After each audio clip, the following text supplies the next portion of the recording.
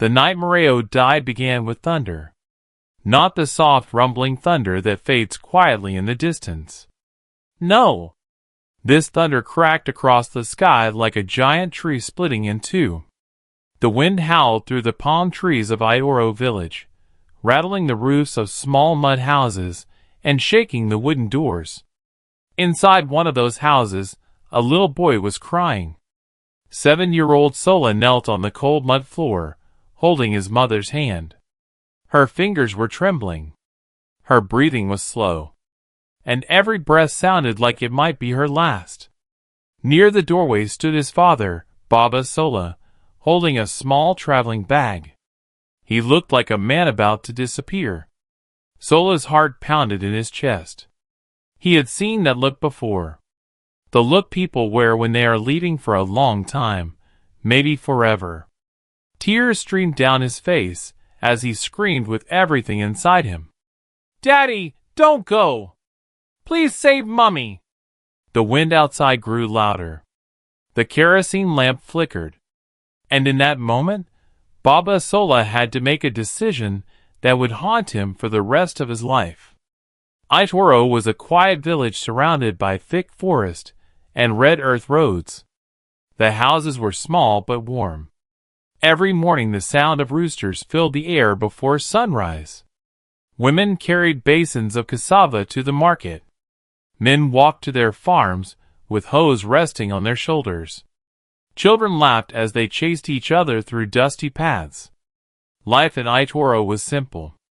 But simple did not mean easy. Most families struggled to survive. Some days there was food. Some days there wasn't. Yet somehow, people still found reasons to smile. And in the middle of this village lived a small family known for their love. Moreo, Baba Sola, and their son Sola. They didn't have much, but they had each other. And sometimes, that felt like enough. Moreo was known throughout Aitoro as the woman with the kindest heart. She sold roasted corn and fried akra near the village well. Every morning she woke before the sun. She would light the firewood stove while the sky was still dark. The smell of frying bean cakes often woke little Sola. He would rub his sleepy eyes and run outside. "Mummy, is the akra ready?" he would ask. Moreo would laugh. "You greedy boy," she would tease. But she always gave him the first piece. To Sola, his mother was everything. She sang while cooking. She told stories at night. She hugged him whenever he felt afraid. Sometimes when food was scarce, Moreo pretended she wasn't hungry. "Eat, my son," she would say gently. Sola never realized she had skipped meals just to feed him. That was the kind of mother she was. Baba Sola was a farmer. His hands were rough from years of working the land. But his heart was soft when it came to his family. Every evening he returned from the farm covered in dust and sweat. Sola would run toward him shouting, "Daddy!" Baba Sola would lift him high into the air. "You will become a great man one day," he always said. At night, the family sat outside under the moon. Moreo would tell stories about wise tortoises and clever hunters. Baba Sola would laugh. Sola would listen with wide eyes. Those nights were simple, but they were perfect. None of them knew that happiness can disappear faster than a sudden storm. The sickness started quietly. One afternoon Moreo felt dizzy while cooking. She sat down and rubbed her head. "It's nothing," she told Baba Sola. "Just tired." But the dizziness came again. Then headaches. Then fever. Days turned into weeks. Moreo became weaker. She struggled to stand. Still, she refused to stop working. "We need the money," she insisted. But Baba Sola began to worry. He took her to the village herbalist. The old man examined her carefully. Then he sighed. "This sickness is beyond herbs," he said. "You must take her to the town clinic." That clinic was 3 hours away, and it required money. Money Baba Sola did not have. Baba Sola tried everything. He sold his goat. He sold his radio. He even sold his father's old farming tools. Still, the money wasn't enough. Each day Mario grew weaker. Sometimes she fainted. Sometimes she couldn't breathe properly. Little Sola watched everything. Children may be young, but they see more than adults realize. One night he asked quietly, "Daddy, is Mommy dying?" Baba Sola forced a smile. "No, my son." But deep down he was terrified. One evening a stranger arrived in Aitoro. He was dressed in city clothes, shiny shoes, dark glasses. He approached Baba Sola with a strange offer. "There is work in the city," the man said. "Dangerous work, but it pays well. Enough money to save Mario. But the job involved crime, violence, and things Baba Sola never imagined doing." "Think about it," the stranger said. "I leave tomorrow night." That night Baba Sola could not sleep. He stared at Mario's weak body. He listened to Sola breathing beside her. His heart felt like it was being torn apart. The storm arrived the next evening. Thunder shook the sky. Rain poured heavily. Mario's condition suddenly became worse. Her breathing grew shallow. Her body burned with fever. Baba Sola packed a small bag. He had made his decision.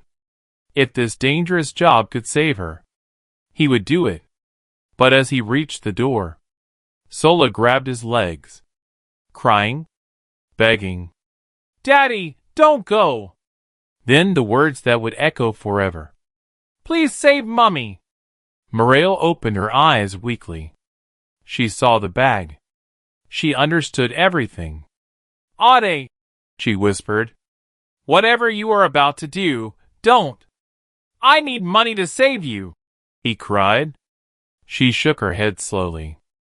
"I would rather die than lose the man I love." Then she looked at Sola. "If I don't survive, promise me you will take care of him." Baba Sola's heart shattered. But he walked out into the storm. Inside the house, the lamp flickered. Sola held his mother tightly. "Mommy, please stay awake." Her breathing slowed. The storm outside grew louder. Then suddenly, it stopped. Her chest no longer moved. Sola screamed. The village woke up.